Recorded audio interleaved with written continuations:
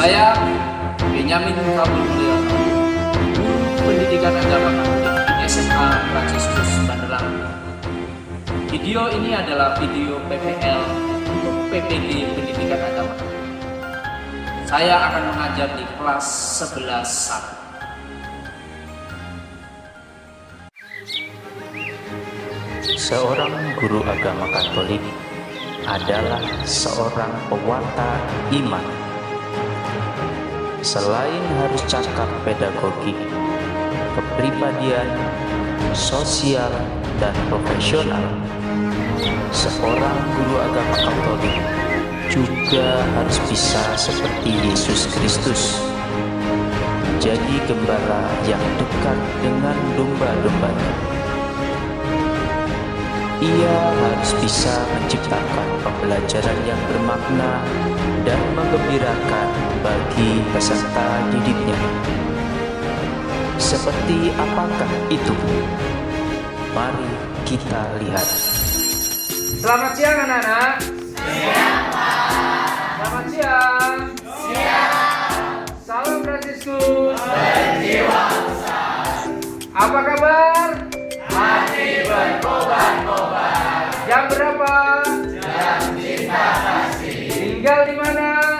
Tinggal dalam kasih. Oke, terima kasih Pak untuk kita semua. Abigail Wina, Ana Aiko. Baik anak sekalian, sebelum kita belajar pelajaran kita, mari kita nyanyikan terlebih dahulu Mas Fransiskus Manjanimus yang menjadi kebanggaan kita. Mari kita berdiri semua. Fransiskus Manjanimus, jiwa besar dalam skala.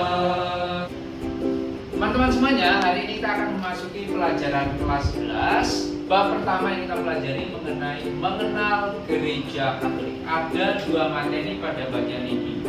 Yang pertama, gereja sebagai umat Allah, dan yang kedua, gereja sebagai persekutuan yang terbuka.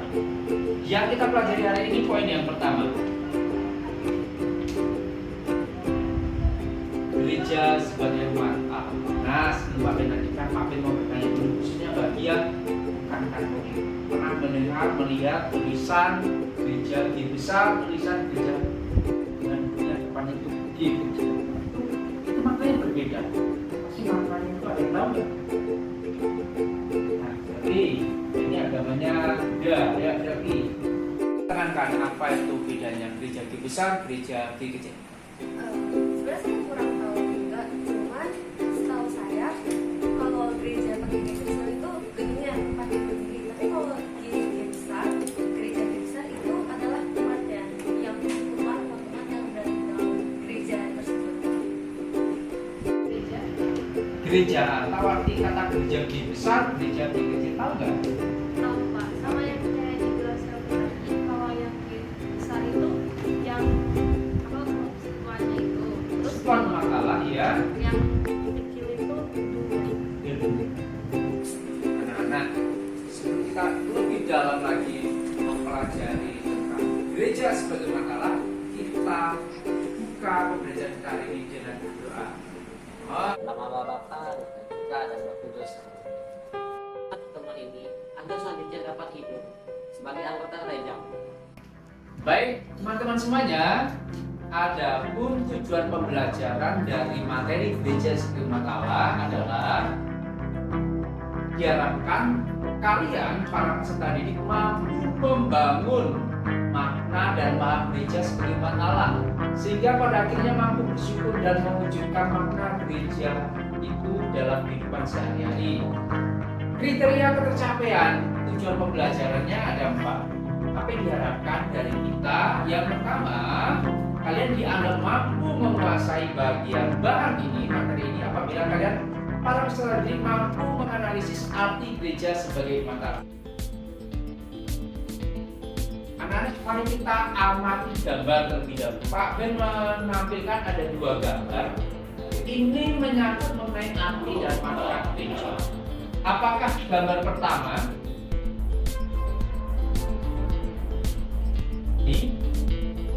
Apakah ini yang dimaksud dengan gereja? Ataukah gambar yang kedua?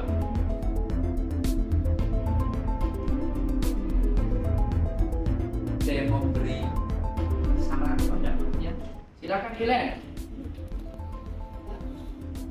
Dua-duanya itu gereja, tapi yang membedakan adalah yang tadi kita bahas di awal, itu kalau yang gambar pertama, gereja sebagai gedungnya, tempat umat beribadah.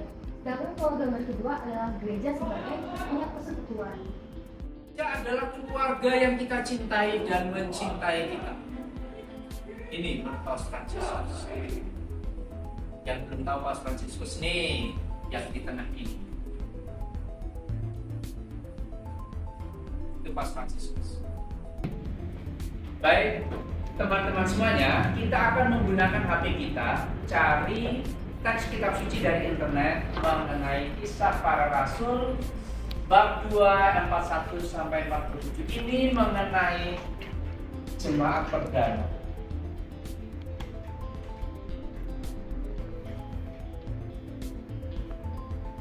Silakan cari dari HP kalian di internet kutipan teks kitab suci. Ya, semuanya. Lalu dibaca dalam kelompok masing-masing. Salah satu membacakan yang dalam kelompok masing-masing. Silakan.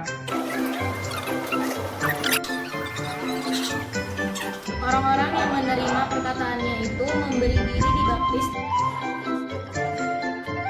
Baik teman-teman semuanya, setelah kita baca kitab suci tadi, mari kita jawab di dalam kelompok pertanyaan-pertanyaan berikut.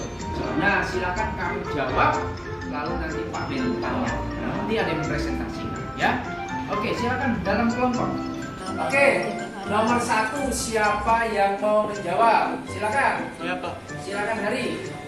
Jadi ciri khas hidup umat perdana itu pertama memberi diri dibaptis, kemudian berkumpul untuk memecahkan roti dan berdoa. Nomor 2, apa saja yang dilakukan umat perdana pada masa itu? Ada yang bisa menjawab? Saya Pak, Kesia, silakan Kesia. apa saja yang dilakukan umat perdana ada di ayat 42. Mereka bertekun dalam pengajaran rasul-rasul dan dalam persekutuan, dan juga mereka berkumpul untuk memecahkan roti dan berdoa.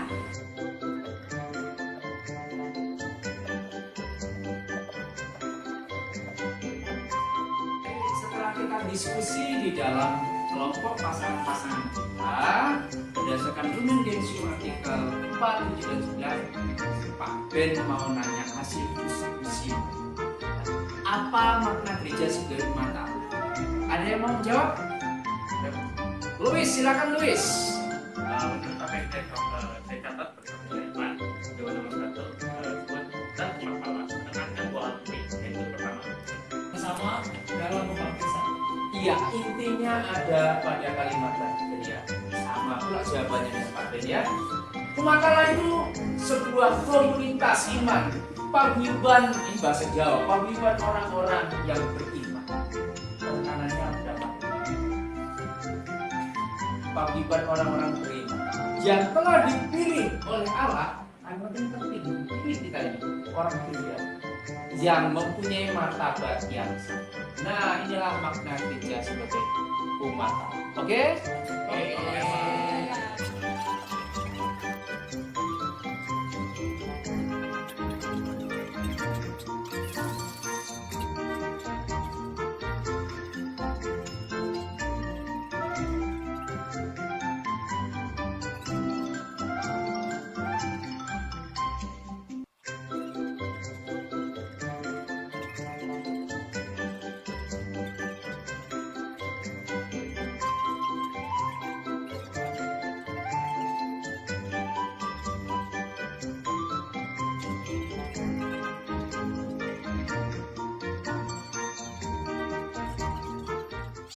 Makna gereja yang saya tersebut. Gereja adalah kumpulan orang-orang yang dipilih, dikhususkan Allah untuk diselamatkan. Kalimat ini penting ya. Kita adalah kumpulan orang-orang yang dipilih dan dikhususkan Allah untuk diselamatkan. Jadi kita dipilih untuk menjadi Katolik untuk diselamatkan. Ya.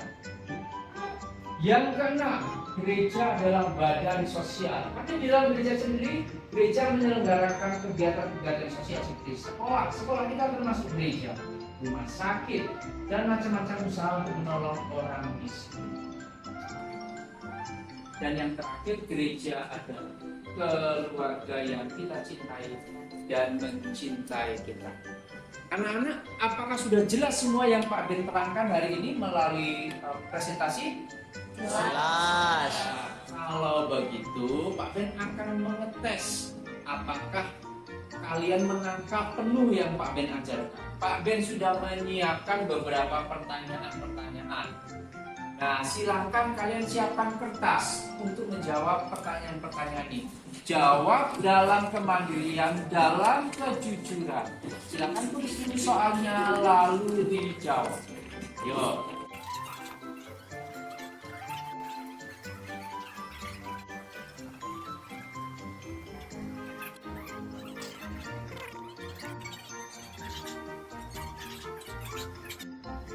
Oke, waktu sudah habis. Sudah 30 menit mengerjakan 4 pertanyaan ini.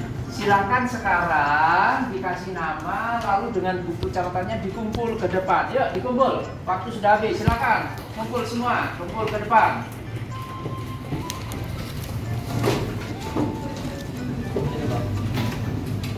Teman-teman semuanya, materi kita sudah ada di ujung ya.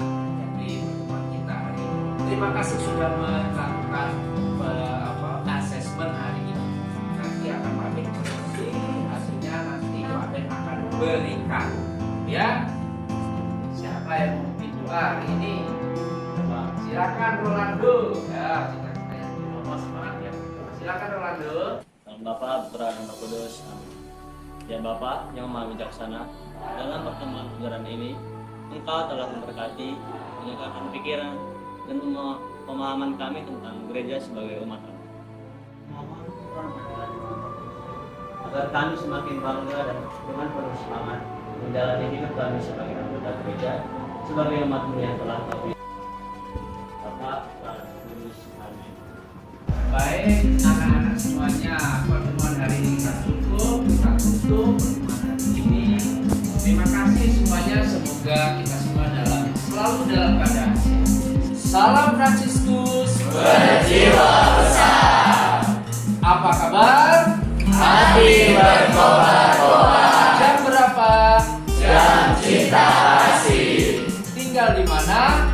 Tinggal dalam kasih. Baik, terima kasih Tabitku. Ya.